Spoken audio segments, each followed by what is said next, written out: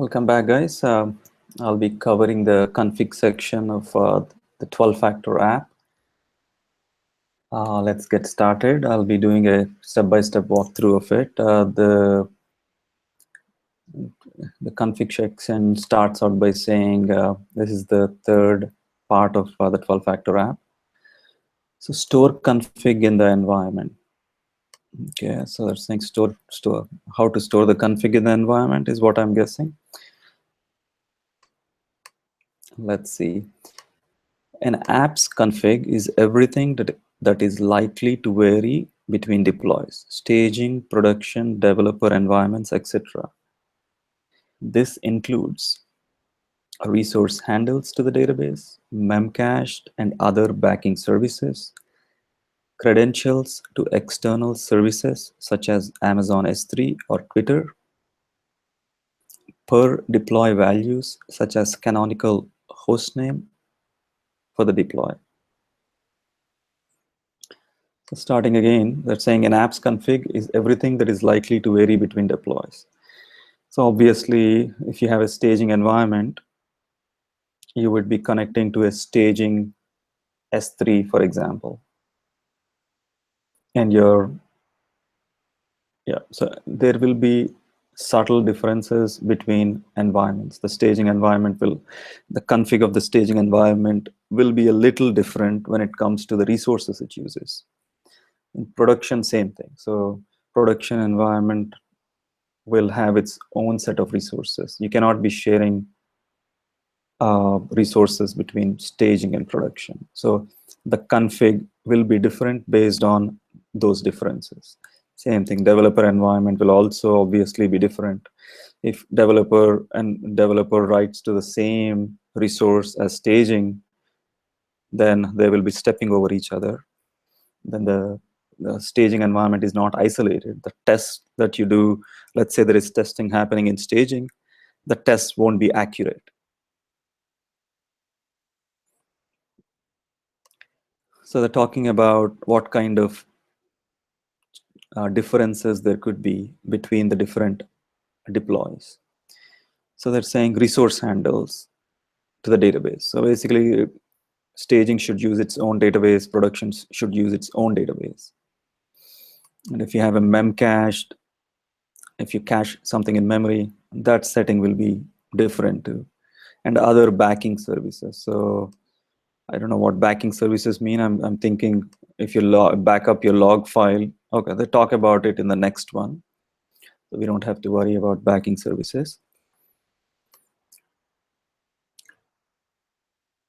And then credentials to external services. So you would want to use a different S3 server for staging and production. Same thing with Twitter and other third-party services. Per deploy values, such as canonical hostname for the deploy. So you would be deploying, let's say you deploy to a EC2 instance, your staging environment's host name will be a little different compared to the production environments. So the host names will be different for each of the deploys. Typically, the developer who's testing on their own desktop, they will be testing it on a host name called localhost, typically. That's what they're saying.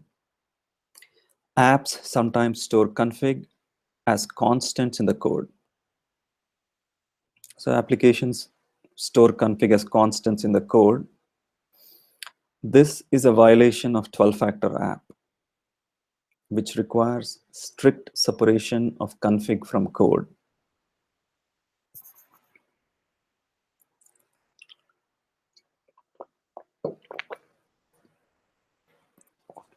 So we shouldn't be hard coding config. What they mean is we shouldn't be hard coding config inside the app.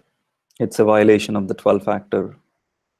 It's a violation of 12-factor, which requires strict separation of config from code. Config varies substantially across deploys. Code does not. The code will remain the same, but the config will be obviously different. Basically, the database, the the database config will be different. In this case, if you have Amazon S3, that config will be different. So that's what they're talking about. A litmus test for whether an app has all config correctly factored out of the code is whether the code base could be made open source at any moment without compromising any credentials. Wow, that's a good test. If the code I write can be open sourced at any moment without compromising any credentials, then that app is definitely 12 factor, and there is strict separation of config from code. Note that this definition of config does not include internal application config, such as config routers RB in Rails or how code modules are connected in Spring. This type of config does not vary between deploys, and so is best done in the code.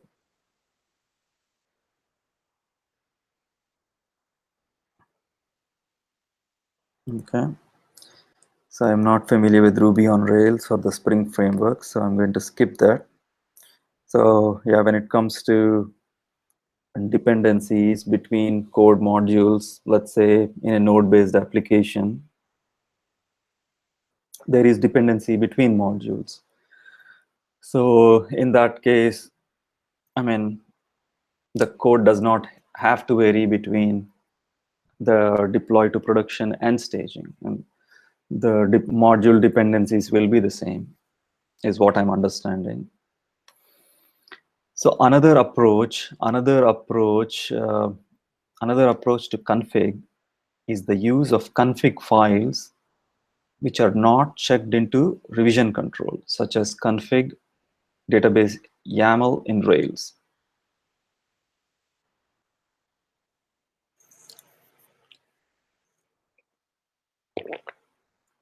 So they're saying you can have explicit config files like this database.config database YAML. That's one approach, but this file is not checked into revision control.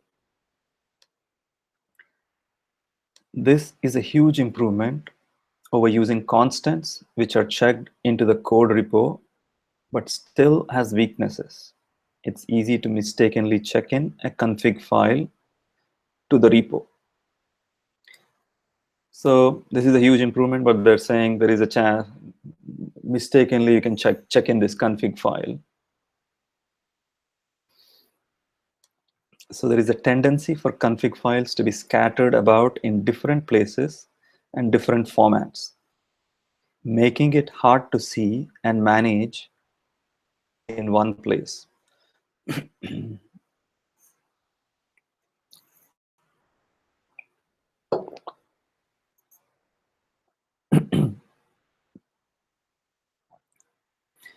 So they're saying there is a tendency for config files. If you have a config file, as the application grows, these config files will be scattered about in different places and different formats, and then it'll become difficult to manage the config in one place, is what they're saying.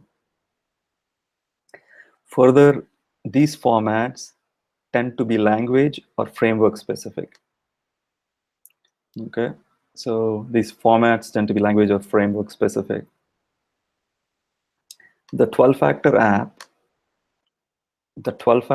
stores config in environment variables, often shortened or env vars or env. Okay, so that's saying store all your config in your environment variables. That's how we do it. Env vars are easy to change between deploys without changing any code.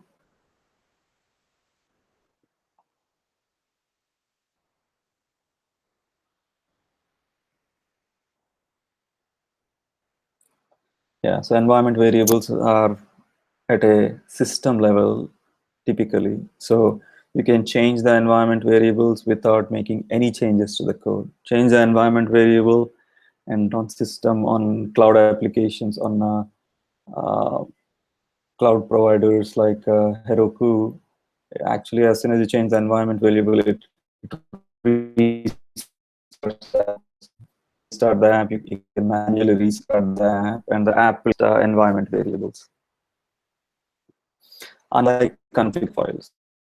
So in core config in a config file, you'll have to do a redeploy. So there is little chance of being checked into the interval, which is true. So that kind of changes will never be checked into.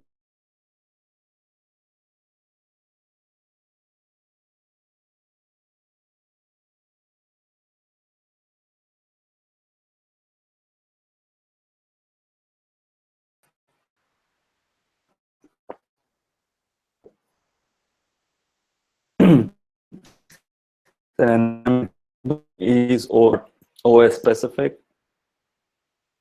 Windows box or Linux or Mac OS, anywhere. So they are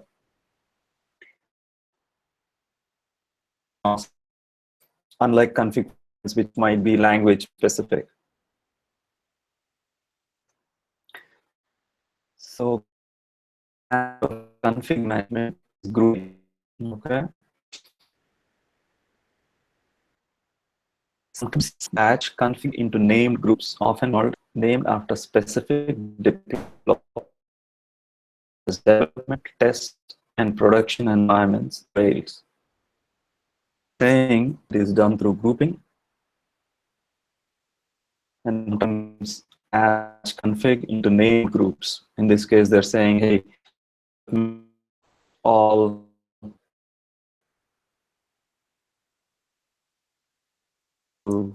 called development or test of production. They are giving examples. So this method does not scale cleanly as more created new environment names necessary, such as staging or so all is not a good idea either. If you have groupings called development, test, and production, and then you end up adding other staging or QA, then it'll become unmanageable. As the project grows, developers may add their own special environments like Joe's staging. Combinatorial explosion of configs, which make managing deploys of app very brittle. Okay, in a 12-factor app, env vars are granular controls, each fully orthogonal to other env vars. They are never grouped together as environments, but instead are independently managed for each deploy. So in 12-factor apps, they're saying each environment variable stands on its own. So it's a granular control. There is no dependency, or we don't group environment variables by the environment name. So this is a model that scales up smoothly as the app naturally expands into more deploys over its lifetime. So they're saying this is easier to scale to other environments. You just do a simple deploy and you go and change your environment variables or set up your environment variables, and the app starts working in any environment you want.